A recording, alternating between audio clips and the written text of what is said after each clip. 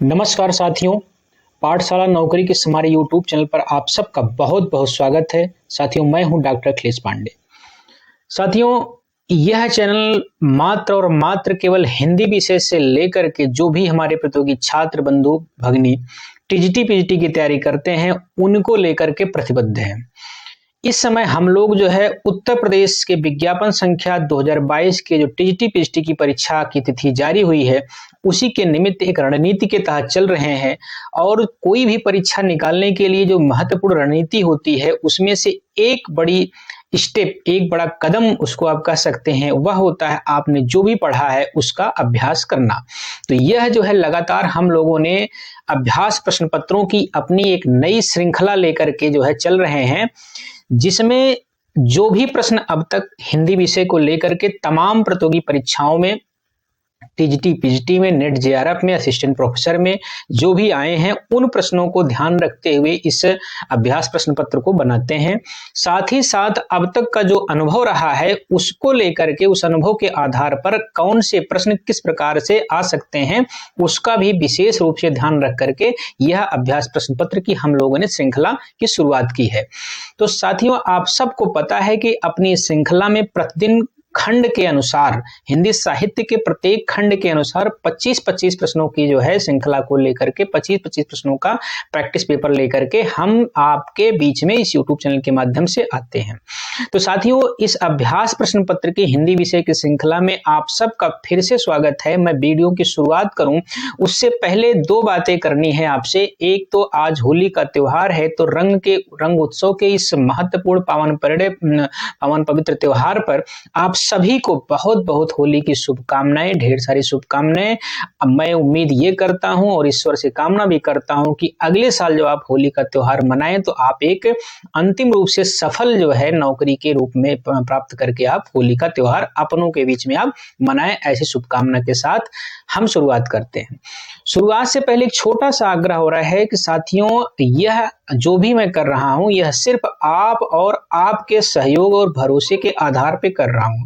आपसे बस एक आग्रह मैं बार बार करता हूं, आज भी वही कर रहा हूं, वह आपका जो सहयोग है मेरे लिए बहुत बड़ा विश्वास, बहुत बड़ा आधार, बहुत बड़ा जो है भूमिका तैयार करता है। वह यह है कि आप हमारे चैनल को सब्सक्राइब करें, खुद भी करें, और जो भी हमारे प्रतियोगी छात्र बंधु भगिनी हैं जो हिंदी विषय से तैयारी कर रहे हैं टीजीटी पीजीटी की, उन तक इसको आप पहुंचाएं, उनको सलाह दें कि इस प्लेटफॉर्म पे जुड़ें, आप इसको सब्सक्राइब करें। यह केवल और केवल जो तमाम प्रकार के आपके मन में ऐसे भ्रांति आती है कि ये केवल जो है पैसा के लिए, केवल कमर्शियल व्यावसायिक है, ऐसा कुछ भी नहीं है। मैंने शुरुआत के अपने परिचय के पहले वीडियो में चैनल पे कहा था कि एकदम मुफ्त होने वाली, सब कुछ मुफ्त होगा साथियों।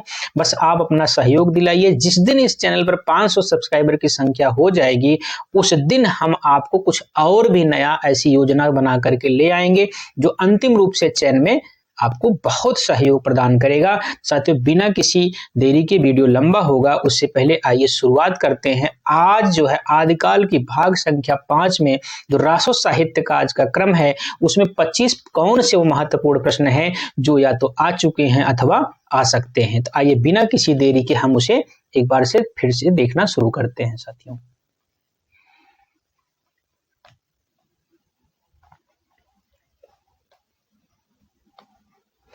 आदिकाल का भाग संख्या 5 रासो साहित्य। पहला प्रश्न है, चारण साहित्य किस साहित्य का दूसरा नाम है? सिद्ध साहित्य, नाथ साहित्य, जैन साहित्य या रासो साहित्य? तो इसका उत्तर है रासो साहित्य। क्या है इसका उत्तर? इसका उत्तर है रासो साहित्य। अगला प्रश्न है, वीर गाथा कालीन रासो काव्य में निम्नलिखित में से किस विषय का वर्णन नहीं है? किस विषय का वर्णन नहीं है? कह रहे हैं आश्रयदाताओं का अतिरंजनापूर्ण वर्णन, इतिहास और कल्पना का मिश्रण, कृष्ण लीला का प्रतिपादन, युद्धों का सजीव एवं गत्यात्मक वर्णन। तो कृष्ण लीला का प्रतिपादन नहीं है इसमें, बाकी सब का सब देखने को आपको मिलेगा। कह रहे हैं तीसरा प्रश्न है, हिंदी साहित्य के 700 से 1400 होना चाहिए, 14,000 हो गया है। 1400 के कालखंड को सिप्रसन नहीं ग्रियर्सन, क्षमा चाहता हूं ये टाइपिंग एरर है, ग्रियर्सन ने क्या नाम दिया? संधि काल, प्रारंभिक काल, अथवा दो और ऑप्शन देखते हैं, चारण काल, अभ्रंश काल। तो क्या दिया साथियों, इनको चारण काल दिया। क्या दिया, चारण काल।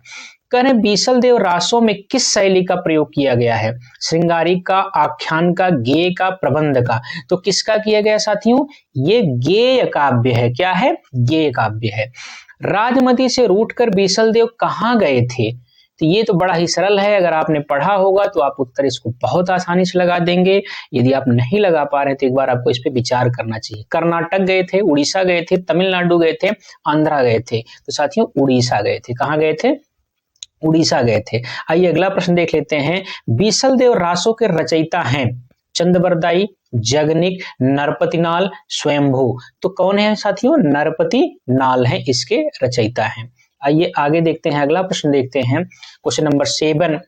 निम्नलिखित रासो ग्रंथों में कौन सा काव्य एक प्रेम काव्य या श्रृंगार काव्य है, बीसल देव रासो, परमाल रासो, पृथ्वीराज रासो, जयमेंग जसचंद्रिका।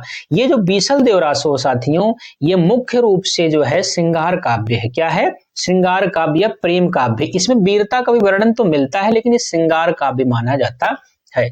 आइए अगला क्वेश्चन देख लेते हैं। निम्नलिखित में से किस रासो काव्य का मूल विषय वीर रस ना होकर के श्रृंगार रस है।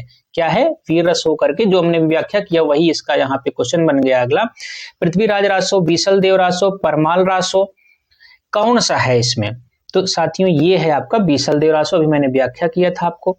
अगला जो क्वेश्चन है, क्वेश्चन नंबर 9 है, वो आपका किस रासो ग्रंथ को आल्हा खंड के नाम से जाना जाता है। बहुत ही सरल और बहुत ही ज्यादा पूछा जाने वाला प्रश्न है।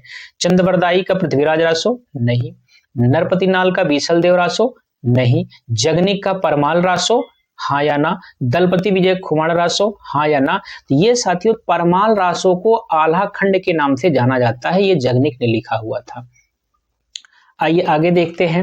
कह रहे हैं उत्तर प्रदेश में आल्हा खंड के नाम से कौन सा काव्य प्रचलित है, हमीर रासो, परमाल रासो, पृथ्वीराज रासो, खुमान रासो। अभी आपने देखा पिछले प्रश्न में, तो यहाँ भी यही उत्तर होगा, परमाल रासो।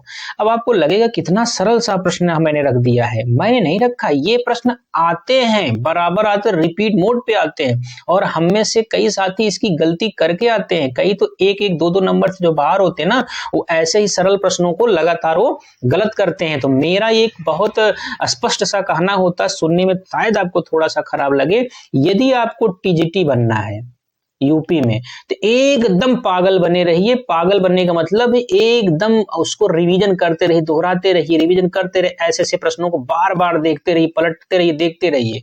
और आपको थोड़ा सा पीजीटी बनना है तो थोड़ा सा दिमाग आपको लगाना है कि रामचंद्र शुक्ल वाली जो हिंदी साहित्य की पुस्तक है उसे 4 से 5 बार घोंट जाइए पूरी तरीके से। कितनी बार, 4 से 5 बार पूरा घोट जाइए। और प्रैक्टिस इतना लगाइए, पीवाईक्यू इतनी लगाइए और एमसीक्यू इतना लगाइए कि लगे कि मैं पागल हो चुका हूं। इस स्थिति में जब आप आ जाएंगे ना, तो आपका उस दिन अंतिम रूप से आपका चयन हो जाएगा साथियों। आइए अगला प्रश्न देखते हैं। आल्हा और उदल के व्यक्ति को वीर गीतात्मक काव्य के रूप में रचने वाले कवि हैं। भट्ट केदार हैं या श्रीधर हैं, जगनिक हैं, तो चंदबरदाई हैं। तो कौन है साथियों, ये जगनिक है। कौन है, जगनिक, उन्हीं की रचना है। परमाल रासो के लेखक है चंदबरदाई, जगनिक, नरपतिनाल। देखिए कितना रिपीट हो रहा है, इनमें से कोई नहीं, यही जगनिक है। करे आल्हा खंड नामक काव्य ग्रंथ का दूसरा नाम क्या मिलता है, खुमाण रासो मिलता है क्या, या फिर विजयपाल रासो, हम्मीर रासो, परिमाल नसो नहीं है, परिमाल रासो है। क्या है, तो परमाल रासो होगा। क्या होगा, परमाल रासो, परमाल रासो। ठीक है साथियों। अगला जो प्रश्न है, परमाल रासो काव्य कृति के कवि का नाम है। नल सिंह भट्ट, जगनिक, हेमचंद सारंग। देखिए प्रश्न को घुमा घुमा के बना रहा है, लेकिन प्रश्न बनाएगा ही बनाएगा। जब आप रासो साहित्य पे आएंगे तो आप पृथ्वीराज रासो को, परमाल रासो को, बीसल देव रासो को, इन सब प्रश्नों को आप छोड़ ही नहीं सकते। इनके बारे में जितना जानिए उतना कम है, लगभग जान जाए, सब जान लीजिए, आपका प्रश्न गलत होगा ही नहीं। आइए अगला प्रश्न देखते हैं, क्वेश्चन नंबर 15। कवि जगनिक की रचना का नाम है। देखिए फिर वही घुमा के पूछ रहे हैं। खुमाण रासो, मृगावती, आल्हा खंड और पद्मावत। तो ये आल्हा खंड होगा। क्या होगा, आल्हा खंड होगा। क्या होगा, आल्हा खंड। क्या होगा साथियों? आला खंड। करें वीर गाथा काल के प्रसिद्ध प्रबंध काव्य का नाम क्या है? पद्मावत, पृथ्वीराज रासो, कामायनी, रामचरितमानस। अब आ जाइए पृथ्वीराज रासो, बड़ा ही महत्वपूर्ण है ये। अगला देखते हैं 12 बरिस लेकुकर जीवे और 13 लो जिये सियार, बरस 18 छत्री जीवे आगे जीवन को धिक्कार। ये क्या है? सोहर है, कजली है, बिरहा है, आल्हा है। क्या है? आल्हा है। क्या है? आला है। करे चंद्रवरदाई किसके दरबारी कवि थे? महाराजा हम्मीर के, महाराजा बीसलदेव के, महाराजा प्रताप के, किसके थे? आप तब तक सोचिए, मैं अगला ऑप्शन पढ़ता हूं। महाराजा पृथ्वी चौहान के। तो आपको भी समझ में आ गया होगा, महाराजा पृथ्वी चौहान के। अगला प्रश्न देखते हैं, हिंदी का प्रथम महाकाव्य किस रचना को माना जाता है? कामायनी को, साकेत को, रामचरितमानस को, पृथ्वीराज रासो को। किसको माना जाता है? पृथ्वीराज रासो को। करें पृथ्वीराज रासो किस कवि की रचना है? चंद्रवरदाई की है क्या? सोचिए, चंद्रवरदाई की है या और ऑप्शन दिखाएं? जगनिक की, मुल्ला दाऊद की, इनमें से कोई नहीं। तो किसकी है भाई? चंद्रवरदाई की। बिना सोचे समझे आप मार दीजिए इसका उत्तर, चंद्रवरदाई। करे खुमाण रासो के रचयिता कौन है? दलपति विजय, जगनिक, चंद्रवरदाई, विद्यापति। विद्यापति के तो आप अभी आगे पढ़ेंगे ही, इनको छोड़ दीजिए। जगनिक परमाल रासो देख लिए, चंद्रवरदाई का पृथ्वीराज रासो देख लिए, बचे ऑप्शन में दलपति विजय थे। ये सही ऑप्शन आपके दलपति विजय हैं साथियों। आइए आगे देखते हैं, क्वेश्चन नंबर 22। आचार्य रामचंद्र शुक्ल के अनुसार हिंदी साहित्य के आदिकाल की सीमा है। ऑप्शन संख्या ए, अब ऑप्शन नंबर ए, विक्रमी संवत 1050 से विक्रमी संवत 1375 तक, हाँ या ना? दूसरा ऑप्शन है सन 1050 से सन 1375 तक, हाँ या ना? विक्रमी संवत 1375 से विक्रमी संवत 1700 तक, हाँ या ना? इनमें से कोई नहीं। आप बताइए। मेरा कहना ये है, ये सही है। शुक्ल जी जब भी बात की है अपने पुस्तक में तो विक्रमी संवत में की है, सन में नहीं। इस कंफ्यूजन मत रहिएगा, इसीलिए मैंने दोनों ऑप्शन रखे हैं ऊपर नीचे। विक्रमी संवत 1050 से 1375 के समय को आचार्य शुक्ल ने वीरगाथा काल नाम दिया था। करें सन संवत 1050 से 1375 तक की कालावधि में लिखी गई हिंदी साहित्य का वीर गाथा काल के रूप में नामकरण किसने किया था? अभी भी मैंने बता दिया उत्तर, इसके भी शुक्ल जी ही होंगे। कौन है? डॉक्टर रामकुमार वर्मा, आचार्य राम शुक्ल, हजारी प्रसाद देवी, नगेंद्र। आचार्य रामचंद्र शुक्ल हैं। करें पुस्तक जिल्हड़ हाथ दे चल गज्जन निपकाज, यह कथन किसका है? यह कथन किसका है? बीसलदेव रासो का, खुमाण रासो का, पृथ्वीराज रासो का, परमाल रासो का। तो ये है साथियों पृथ्वीराज रासो का। आइए आगे देखते हैं, निम्न में से किसे खूनी काव्य कहा जाता है? बीसलदेव रासो को, परमाल रासो को, पृथ्वीराज रासो को, हम्मीर रासो को। तो ये कहा जाता है खूनी काव्य परमाल रासो। किसको कहा जाता है? परमाल रासो को। करे पृथ्वीराज रासो को राजनीतिक महाकाव्य कहकर त्रासदी पूर्ण रचना किसने कहा? बच्चन सिंह ने कहा क्या?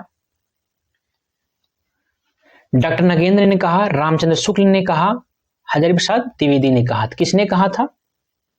ये आपका रामचंद्र शुक्ल। ठीक है, तो ये साथियों आपके रहे कुछ महत्वपूर्ण प्रश्न। कहां से रहे? हिंदी साहित्य के आदिकाल के रासो साहित्य से, जिसे हमने भाग संख्या 5 नाम दिया। तो इस प्रकार के प्रतिदिन की 25 क्वेश्चन की श्रृंखला आपको लगातार मिलने वाला है। हम आदिकाल के अंतिम चरण में चलने वाले, इसके बाद 1 या 2 भाग और 6वां या 7वां होगा या दोनों मिला के 1 भाग बनेगा। जो भी क्वेश्चन होंगे वो हम आपको लेकर के कल मिलते हैं। आप सब आज होली मनाइए, खूब ढेर सारी शुभकामनाएं। हमारे चैनल को आप लोग सब्सक्राइब करिए, लाइक करें, शेयर करें। मिलेंगे फिर अगले वीडियो में 25 प्रश्नों की इस महत्वपूर्ण श्रृंखला के साथ में। तब तक के लिए आप अपना खूब ख्याल रखिए। नमस्कार, धन्यवाद।